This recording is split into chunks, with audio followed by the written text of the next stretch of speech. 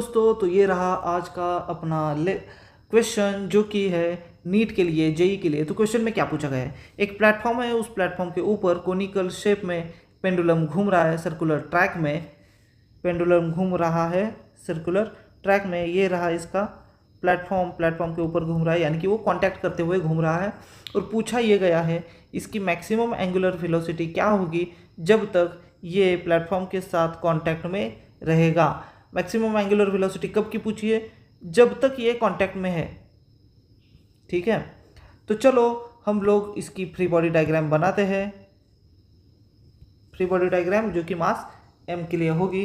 तो किस तरह से होगी फ्री बॉडी डायग्राम, देखो ये रहा अपना मास m है, ऊपर से इसके ऊपर लगेगा डाउनवर्ड में mg ग्रेविटेशनल फोर्स, सही है। उसके बाद क्या लगेगा, यहाँ पे है स्ट्रिंग इसकी जो कि इस तरह से कनेक्टेड है। ठीक है, तो इस डायरेक्शन में लगेगी टेंशन। ओके, एक वर्टिकल कंपोनेंट निकल लेते हैं, ऊपर से एक हॉरिजॉन्टल कंपोनेंट लेते हैं। ठीक है, अगर यहाँ पे हमें एंगल थीटा मिलता है, यानी कि दिया गया है, तो यहाँ पे भी एंगल थीटा होगा। तो टी का एडजेसेंट कंपोनेंट ये कौन सा है, एडजेसेंट कंपोनेंट कहलाता है कॉस कंपोनेंट। तो ये बन गया टी कॉस थीटा। बात समझ में आ रही है, ये बन गया टी कॉस थीटा। टी का अपोजिट वाला कंपोनेंट बन जाएगा टी साइन थीटा। बात समझ में आ रही है, टी साइन थीटा। और एक चीज, अगर ये मास प्लेटफॉर्म के साथ कांटेक्ट में है तो ये और एक फोर्स रिलीज करेगा जो कि सरफेस के वजह से आएगा, वो कहलाएगा एन, यानी कि नॉर्मल। ये रहेगा always, N is always perpendicular to the surface. N क्या रहेगा, सरफेस के परपेंडिकुलर रहेगा। और इन सब के वजह से जो सेंट्रीपिटल फोर्स लगेगा, जो सेंट्रीपिटल एक्सेलरेशन होगी, वो टुवर्ड्स द सेंटर होगी, जो कि मैं यहाँ पे दिखाता हूँ। ठीक है, फ्री बॉडी डायग्राम आपको अगर समझ में आ गई है तो इसे और ज़्यादा सिंप्लीफाई करते हैं। चलो दोस्तों देखते हैं, ये रहा अपना मास, नीचे लग रहा है mg, यहाँ पे है t साइन थीटा, ऊपर की डायरेक्शन में है n, और ऊपर से और एक है t कॉस थीटा। यहाँ पे और एक चीज़ जो कि एक्सेलरेशन लग रही है, सेंट्रीपिटल एक्सेलरेशन। तो हमें पूछा है ओमेगा मैक्स कब पॉसिबल है, एंगुलर मैक्सिमम एंगुलर वेलोसिटी कब पॉसिबल है, जब ये पेंडुलम घूमते इतनी तेज घूमेगा कि ये बॉब जो है वो सरफेस के साथ कांटेक्ट तोड़ देगा, हल्का सा तोड़ देगा।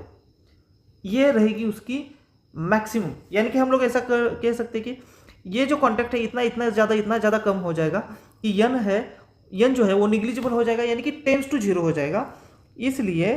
इसलिए हम लोग क्या लेंगे, अगर मैक्सिमम एंगुलर वेलोसिटी हमें निकालनी है ओमेगा मैक्स, तो वो पॉसिबल होगी ओनली व्हेन जब n की value is equal to zero हो रही है।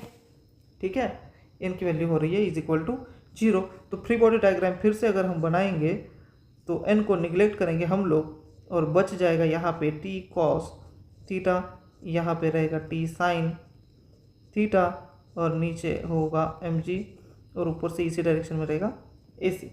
तो अगर हमने वर्टिकल कंपोनेंट के साथ इक्वेशन लिखने शुरू कर दिए तो हमारे पास आएगा mg is equal to T cos theta, क्योंकि n जो है वो जीरो हो चुका है, और बचा हुआ क्या, mass into acceleration, centripetal acceleration, it is nothing but T sine theta. अभी सेंट्रीपिटल एक्सेलरेशन के लिए हम लोग लेंगे M R omega square, it is nothing but T sine theta. Okay, चलो ठीक है, यहाँ तक अगर आपको आ गया है, ये रहा आपका इक्वेशन 1, ये रहा आपका इक्वेशन 2। तो हम लोग क्या करेंगे, हम लोग ये करेंगे equation 2 divide by equation 1। Equation 2 है हमारा M R omega square divide by M G, it is nothing but T sine theta divide by T cos theta. अगर ठीक से तुमने जान लिया है तो तुम्हें पता चलेगा कि यहाँ से यम कट जाएगा, यहाँ से टी कट जाएगा, तो बचेगा क्या, तो बचेगा ये कि ये जी और आर भी यहाँ भेज देते हैं, जी और आर को भी। चलो क्या हो जाएगा यहाँ पे, omega square sine by cos हो गया tan थीटा, और जी जाएगा ऊपर, आर जाएगा नीचे, जी जाएगा ऊपर, आर जाएगा नीचे। तो ओमेगा के लिए हम लोग क्या लिख सकते हैं, मैं यहाँ पे लिखता हूँ, तो ओमेगा हो जाएगा under root G by R tan theta. Here is our maximum angular velocity, here is our maximum angular velocity. अगर बात समझ में आ रही है तो बने रहिए हमारे साथ मिस्टर फिजिक्स।